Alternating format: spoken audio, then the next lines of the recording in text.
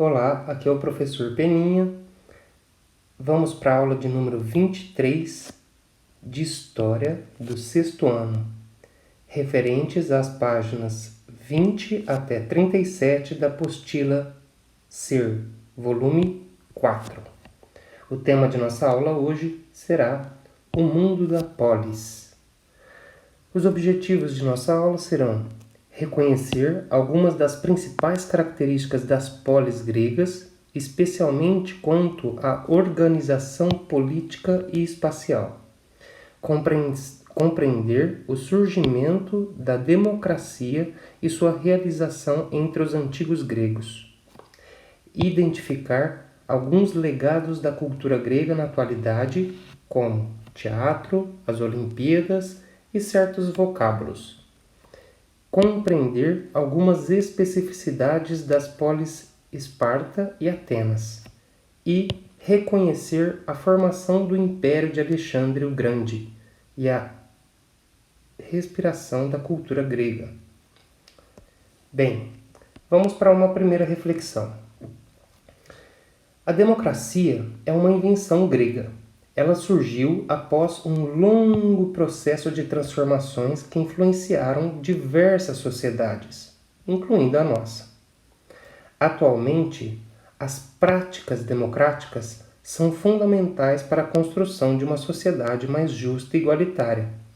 E isso não se limita apenas ao campo da representação política, como os prefeitos, governadores, presidentes, deputados, vereadores, entre outros. Mas vale também para o cotidiano, ou seja, nossa vida no dia a dia. Em que situações cotidianas você considera que é importante que se desenvolvam práticas democráticas? Vamos pensar um pouquinho. Se a gente pensar que democracia, como prática social, está baseado na igualdade, no diálogo e na troca de ideias, então é possível apontar diversos exemplos do cotidiano, nos quais é fundamental que se estabeleçam práticas democráticas. Seja numa reunião de trabalho, num condomínio, em espaços coletivos, entre muitos outros exemplos. Uma escolha de representante de classe ou o grêmio estudantil da escola são exemplos de práticas democráticas. A gente pratica democracia num jogo de futebol com os amigos. Bem, democracia é pluralidade de ideias e voto, quer dizer, participação, todos com direitos. A nossa concepção de democracia teve origem com os gregos, que defendiam a participação política dos cidadãos na organização das cidades-estado. O nascimento da democracia ocorreu após um longo processo de transformações nas polis gregas. Então vamos conhecer um pouco sobre as polis gregas. Aqui nós temos a imagem de uma polis grega vista do alto.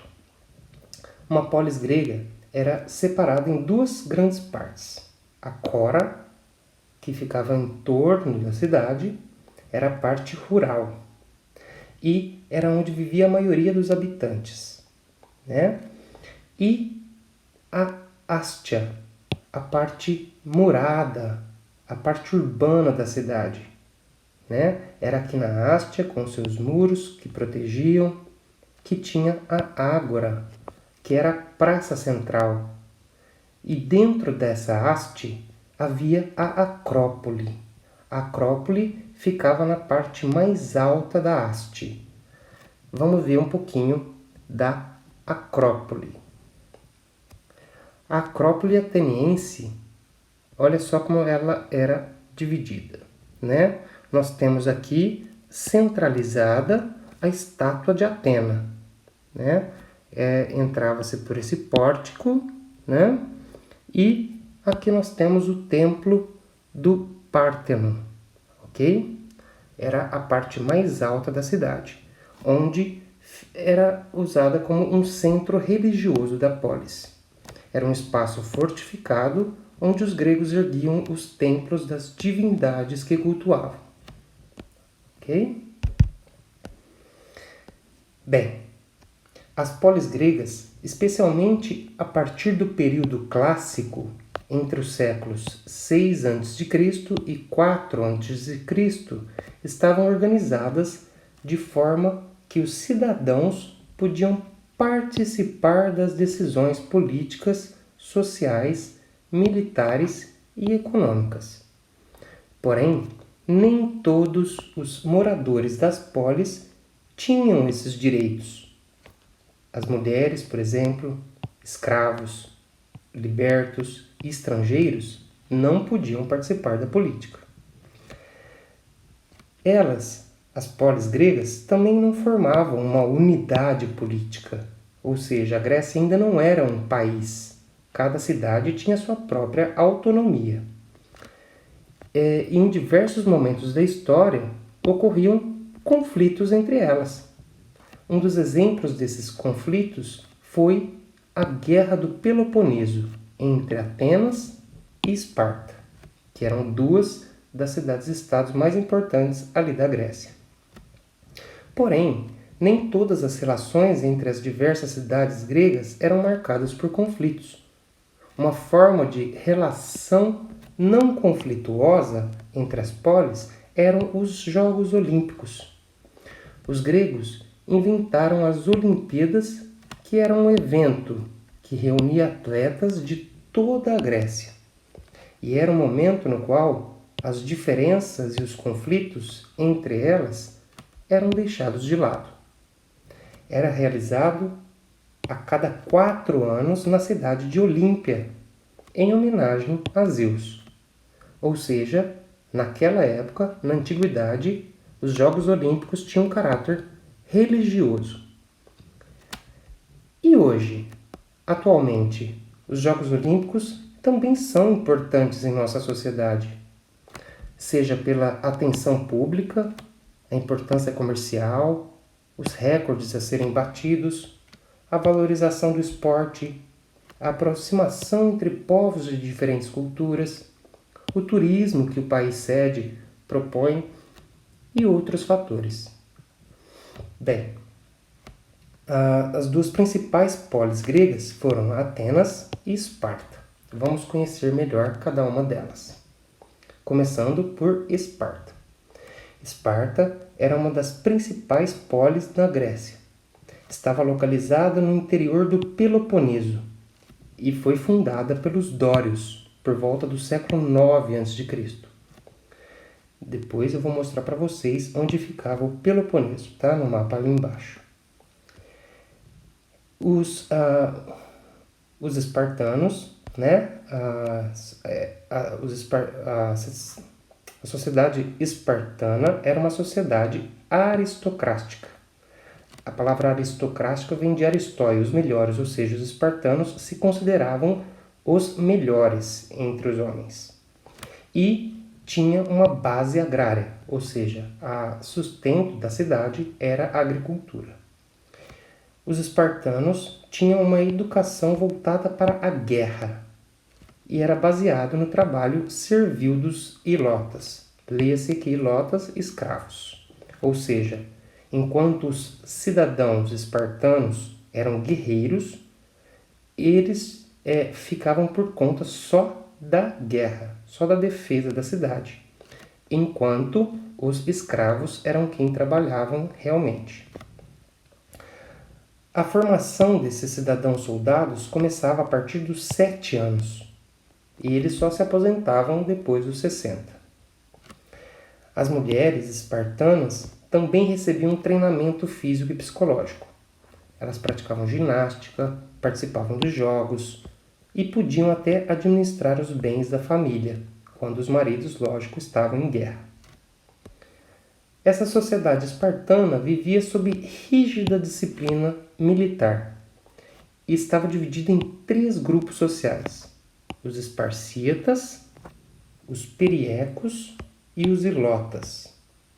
Bem, os esparcíatas eram os descendentes dos dórios, aqueles povos que tomaram aquela região.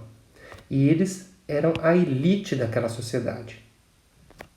Os periecos eram antigos habitantes da região do Peloponeso que não lutaram contra os dórios nas invasões. Já os ilotas eram povos que lutaram contra os conquistadores dórios, porém foram derrotados e submetidos à escravidão. Bem, vamos falar um pouco sobre a estrutura política de Esparta.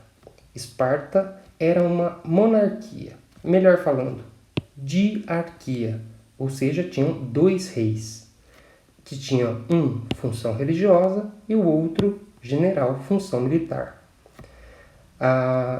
Tinha a Gerúsia, que era formada por 28 anciãos, ou seja, pessoas mais velhas, que faziam as funções legislativas, as leis.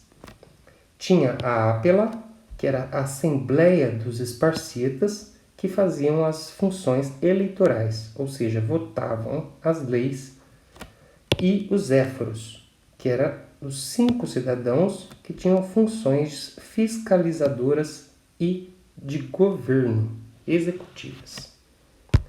Bem, aqui nós temos uma representação do hoplita, né, o cidadão esparcita. Aqui é uma cena do filme Os 300 de Esparta, né, quem já assistiu esse filme.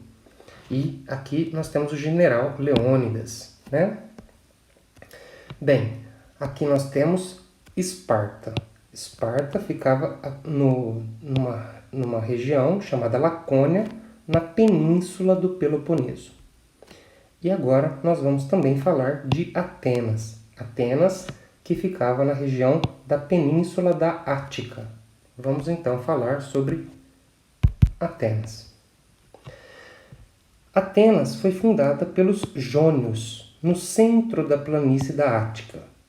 Era uma terra pouco fértil, que levou os atenienses a uma vocação marítimo-comercial, ou seja, o sustento deles era através da pesca e do comércio com outras sociedades.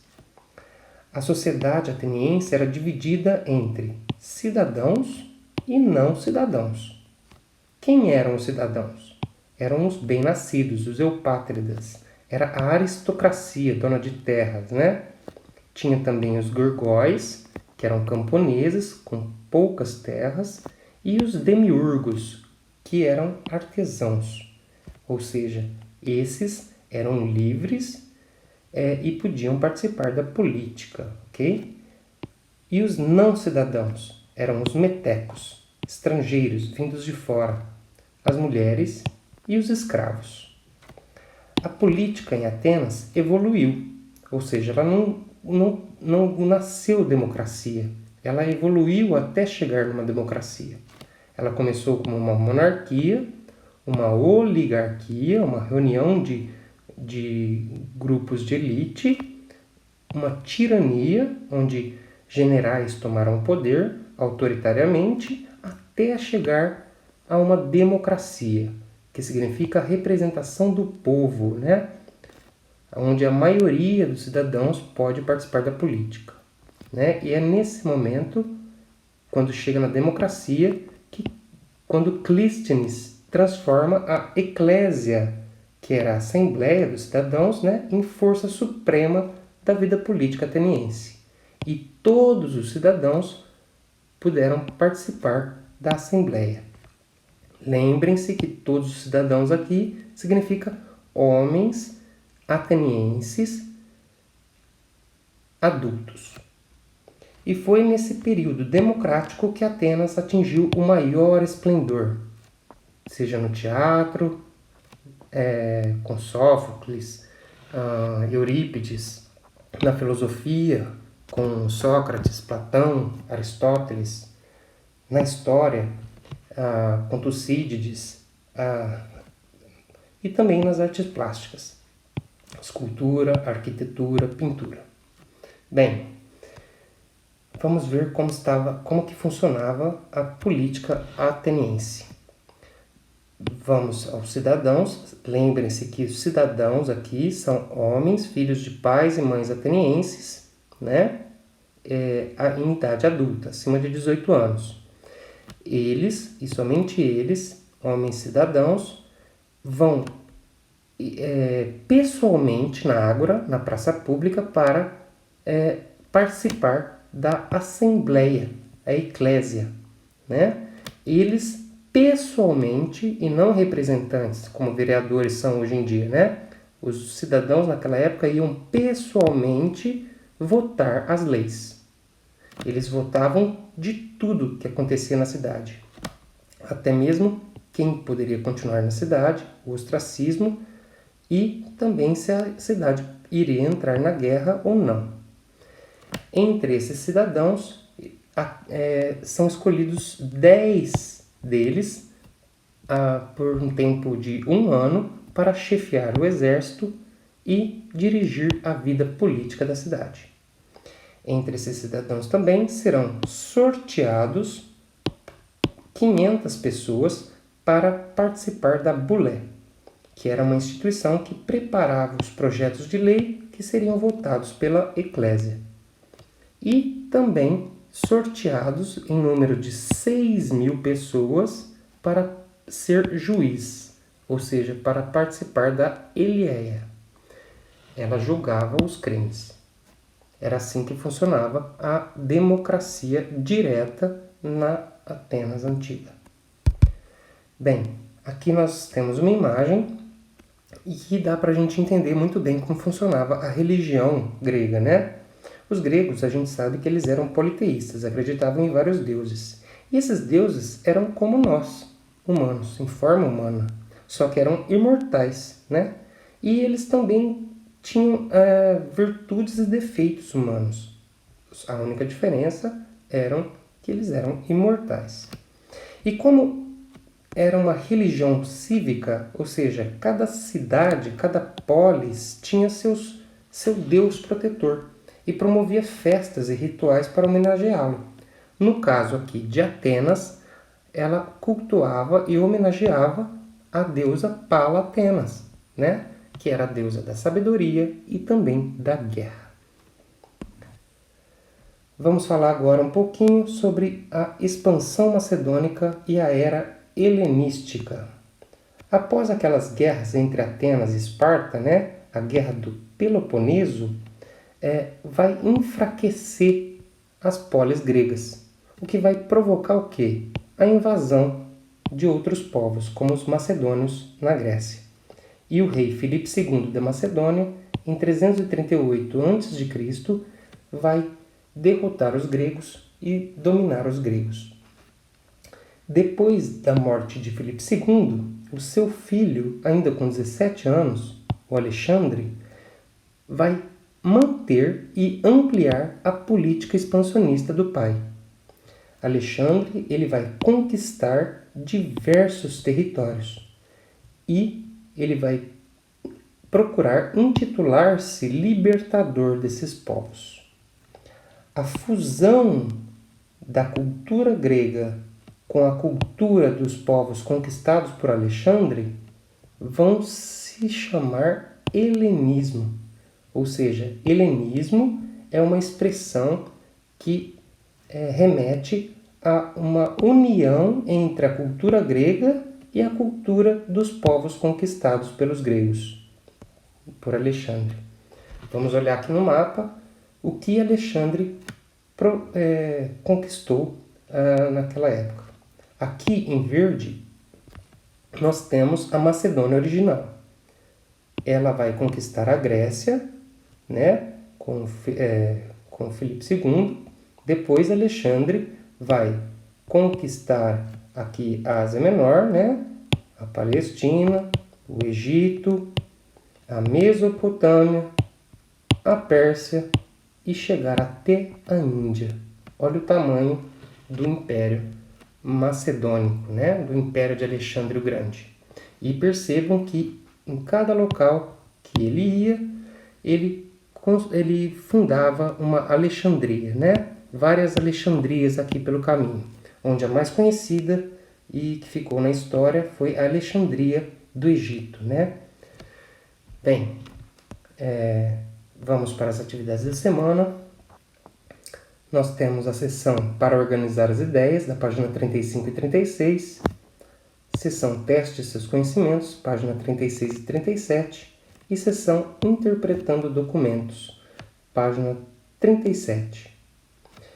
Até a próxima. Até mais.